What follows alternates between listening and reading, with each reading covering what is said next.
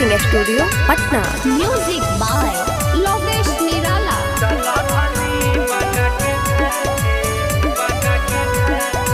छठी मैया सबके जगैले रही है भगिया, कहाँ लेके चलब पिया देवेले अरगिया। सुना छठी मैया सबके जगैले रही है भगिया, कहाँ लेके चलब पिया देवेले अरगिया। दौरा उठल न माथे, हाँ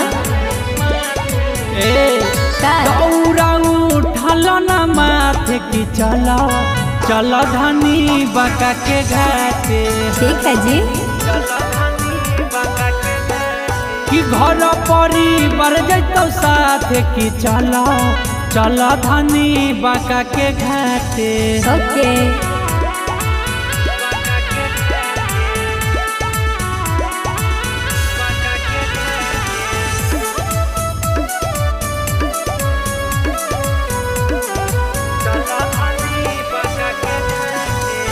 गौआ के गाड़ी धनी बुक कर दिलियो। अच्छा राग जोड़े कल सुप भी ले लियो। अरे वाह। सुना ए राजा छठी माई करथिन जरूर उपकार, अपन बिगड़ल जिंदगिया के देथिन समान। कि देखी छोटका छोटा की जाते,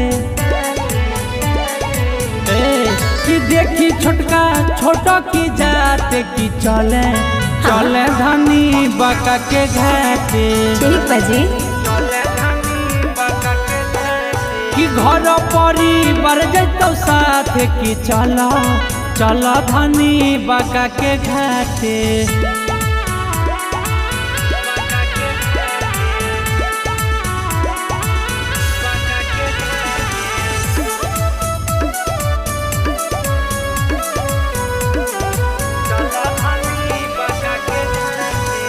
बीतल जाहो धनी और के बेरिया, कोची में ये दाना लगा वही देरिया।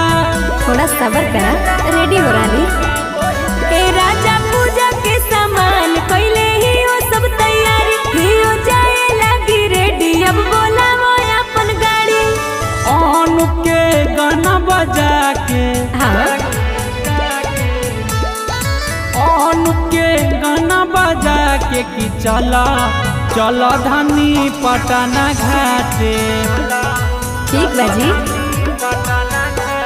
कि दौरा उठल न माथे कि चला चला धनी पटना घाटे। अच्छा चला।